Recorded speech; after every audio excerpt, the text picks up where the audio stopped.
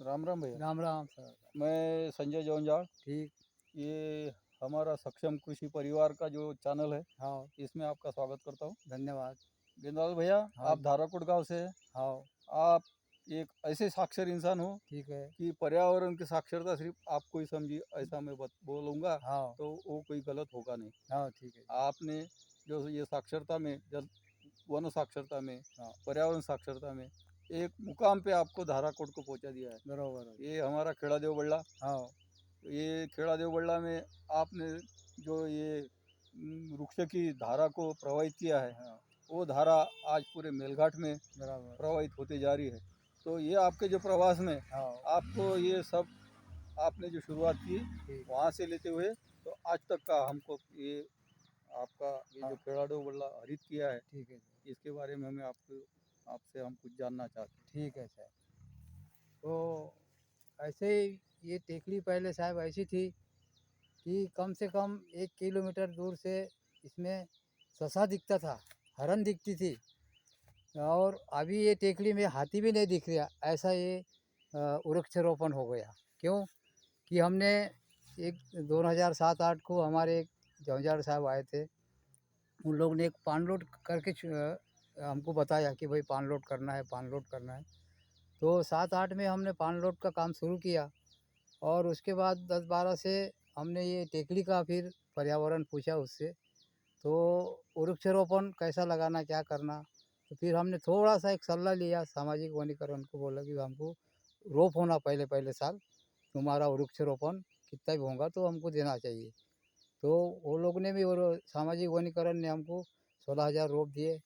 हमने पूरे गांव वालों ने ये रोप लगाकर पर्यावरण करके, और इसका जो भी इस्तेमाल हमने गांव वाले पे पूरा सौंप दिया कि भाई इसमें कोई घुसना नहीं, इसको कोई काटना नहीं, और इसको कोई अंगार नहीं लगाना, कोई इसमें जा नहीं सकता, ऐसा हमने पर्यावरण बनाया। तो हमारे संजय जौनजड़ साहब के तरफ से हमको ऐसा एक सूचित फ़ायदा मिला कि आज हम इस टेकरी पे हरा भरा करके इस टेकरी को सजा दिया।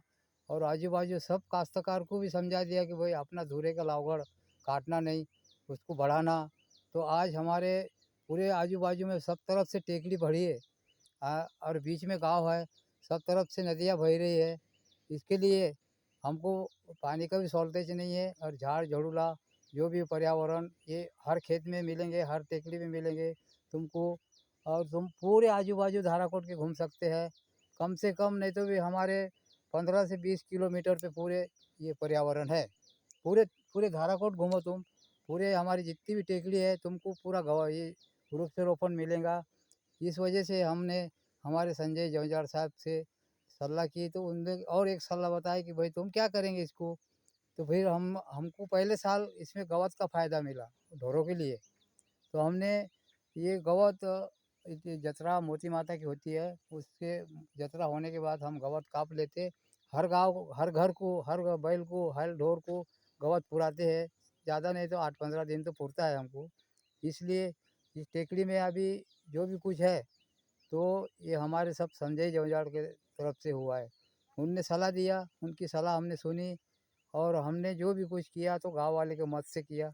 गांव वाले को पंचायत कमेटी बिठाया, गांव वाले से सलाह लिया, और सबके ऊपर इसका जवाबदारी सौंप दिया कि भाई तू जाएगा, तू देखेगा चोर को, वो जाएगा वो देखेगा, और जो दिखा उसको अपन दंड ठोकेंगे। तो वो भी ज़्यादा नहीं, वो भी गरीब है। ज़्यादा से ज़्यादा 500 रुपये भी उससे लिए तो अपना कुछ काम में और आ जाता। उसके लिए डर के मारे कोई नहीं जाता, कोई नहीं आता, कोई काँपता नहीं। इसके वजह से हमारे संजय जौनजाड़ साहब ने हमारा गाँव को एकदम हरा-भरा करके, और अभी सूचित चालू है। अभी ऐसा नहीं है कि हमारी टेकरी अभी बंजर हो गई, नहीं, अभी तो हरी-भरी है। अभी जो भी कुछ साहब देखने को आएँगा तो उसका खाने-पीने से क्या दिल भरेगा, लेकिन ये पर्यावरण से ही दिल भर जाएगा। इसलिए हम हमारे संजय जौनजाड़ साहब से नम्र विनती करता हूँ, और वो हमको ऐसी सलाह दी कि अभी तक हमारा, अभी हमने 2007-8 में लगाया था, लेकिन अभी हमको 25वाँ साल हो गया ये गवत ये पर्यावरण को। तो हमें सब गाँव वाले को ऐसा फ़ायदा मिलता है कि सब चीज़ से हम दुरुस्ती है। गवत से बोलो, लाखुड़ फाटा से बोलो, भाई किसको ज़रूरत ही गिरी तो हम उसको मोल से भी दे देते हैं, खरीद लेते हैं वो। तो पैसे हमारे पंच कमेटी में काम आ जाते हैं।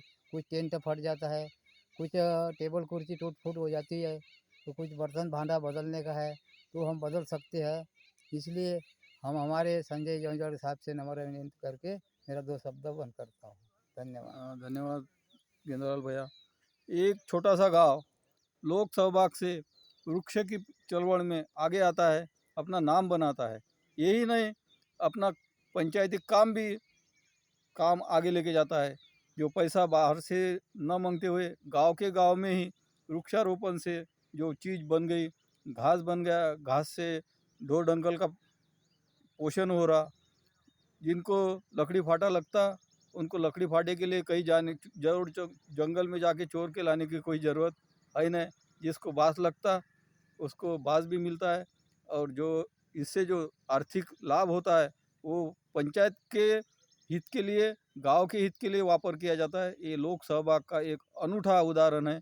ये लोक सहभाग के अनूठे उदाहरण को मैं इनका गांव वालों का विनम्रता से आभारी हूँ कि भाई ये जो चळवळ है आपने इसको रुझाया। इन्होंने बार बार मेरा नाम लिया।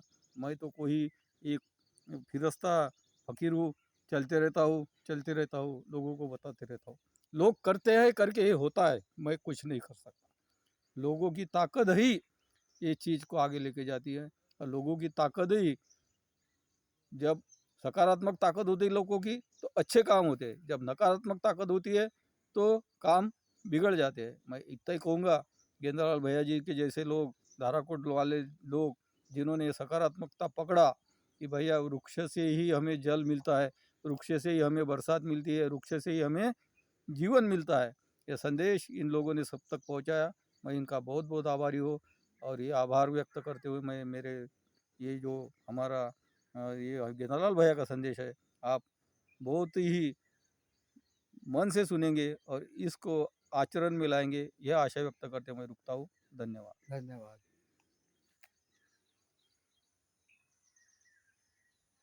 अब बन गया, बढ़िया। बन गया, हाँ। अब दिखा इनको, है कि नहीं? ऐसा बनने को ना। कहाँ गए रे भाई? अरे ये तो चालू है।